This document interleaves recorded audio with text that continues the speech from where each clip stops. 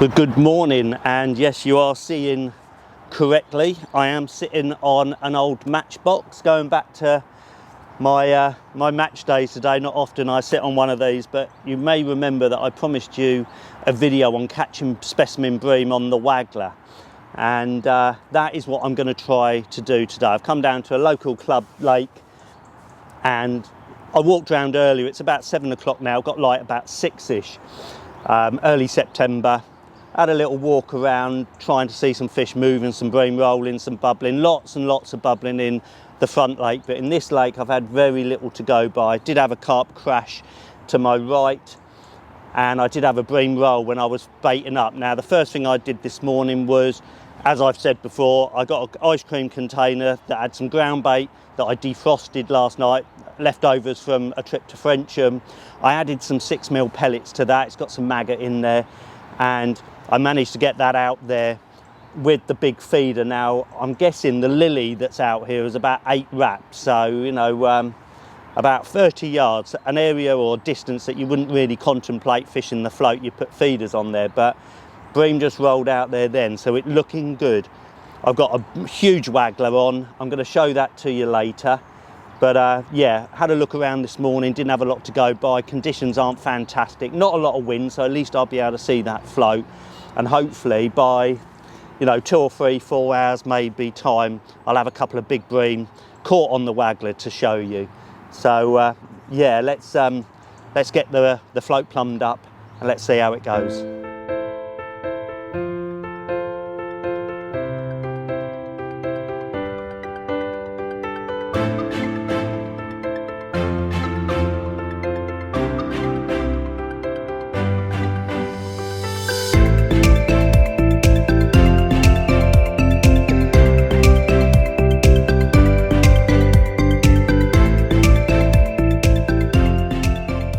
So let's look at the floats I'm using. Now, I think it was Dave Preston, when I was a quorum consultant, gave me these. And these are huge, as you can see. I don't know quite how long, but they're as long, nearly up to my elbow.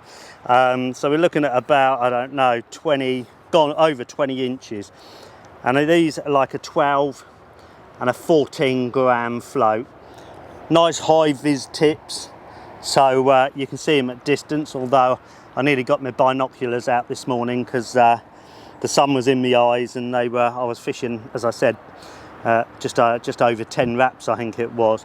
These cast like a dream, and what you have here is you have on the bottom lots of different kind of like cylinders, all different sizes. So what you can do is you can take those off, and when you're plumbing up you can have your float showing quite high, and then put a big split shot on, swan shot, cast out, and obviously if it sinks it, you've got to deepen up, and then once you've got your depth you can then put another cylinder on, one of these, and then just fine tune the actual tip. But as I say, these are an absolutely amazing, that's the Preston one I've been using today, Preston 14 gram, all weighted, just like standard Waggler fishing. If you were fishing like I did in one of my videos at Marsh Farm, all the weight is around the float, and then I lock that on with 2 float stops either side, so it can't move, but I can adjust the depth if I want. So these floats are absolutely huge, as you can see.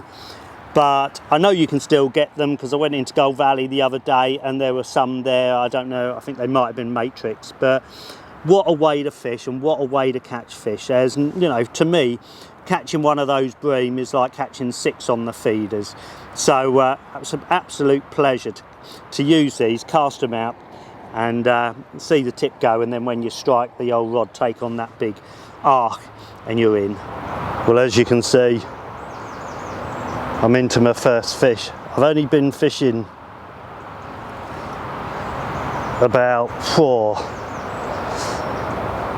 half an hour. A little bit of fizzing out there, and as you can see, I'm into the first good fish of the morning.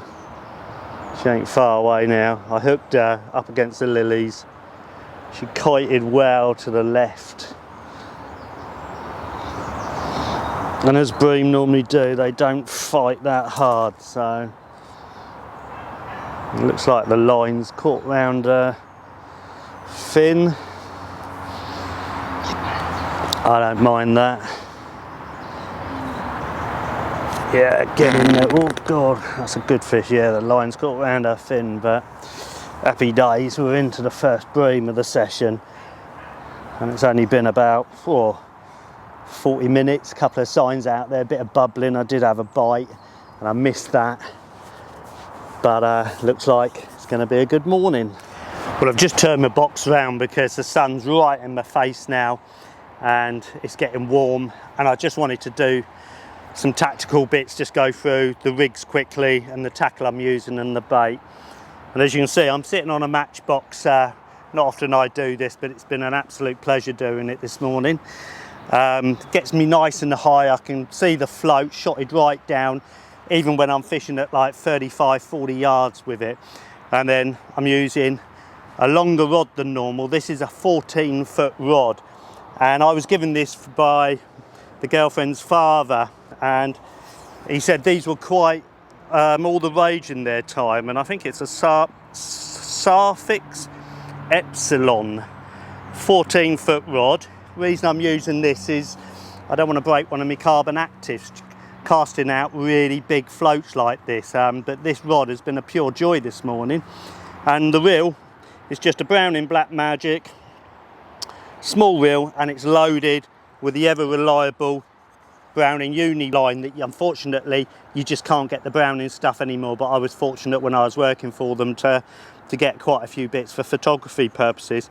And the line on the reel, this is 9.6 pound. Obviously I'm casting a big float distances, so you need some heavier line, and I'm just looking at the diameter, 0.23, so you can see it's nice and low die, reels loaded right up to the brim, and casting is just a dream. I don't know how far I could cast one of these floats, but 50 yards I reckon. So 14-foot rod, reel loaded up to the brim with a bit of a powerful line, and that's the rod and reel I've been using today.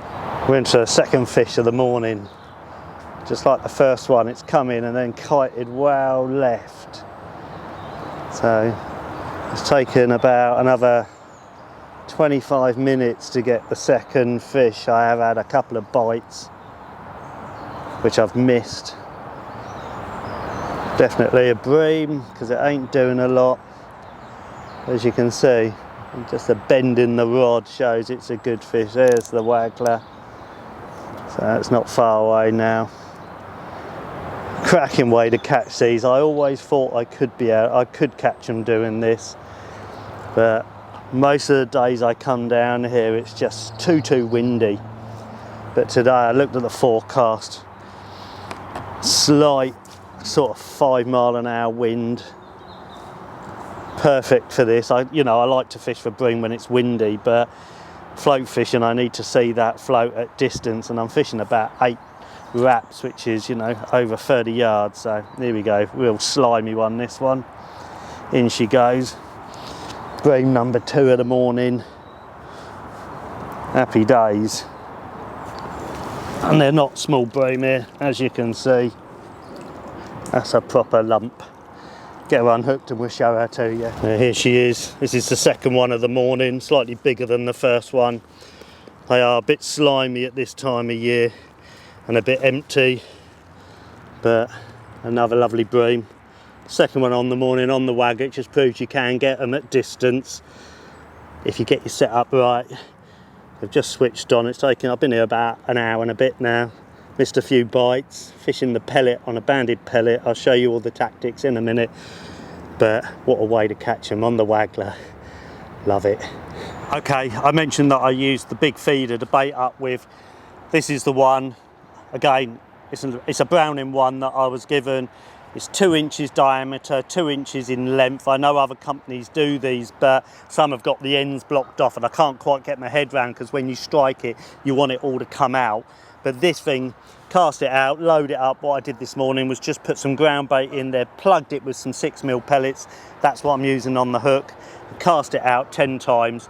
I'm actually just checked how far out I was, and I'm at just over 9 wraps. So I'm casting this and that float, you know, 36 yards, nearly 40 yards. In fact, I'm casting it well back and then I'm sinking the line. So today I've been fishing at 36 yards, baited up when I got here with the feeder, and the ground bait that I'm using is literally just a mix of the, you know, the all-time good halibut, marine halibut. I know this is a method feeder, I mix it up quite dry, and I had a bit of red krill in there, you see, so a little bit of combination. That's my normal kind of go-to bream bait, especially the red krill.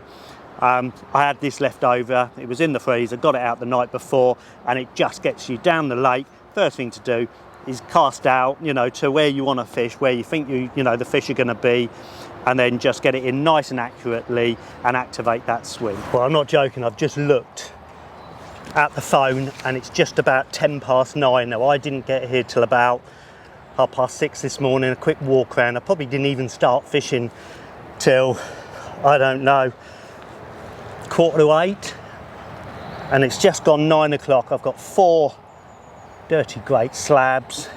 This one probably is a good 7 pound, caught on the Waggler. Going back to the days of my match days, I've just had a really enjoyable session, one of the best of the season and one of the best I've had for a long time, to come out and to catch these fish on the float. My word, when that float goes and you strike and bend into one of these, you know you've got one on. They say bream don't fight, but yeah, they might not when you first hook them, but when they get in close, that rod is bent double and they do hang on.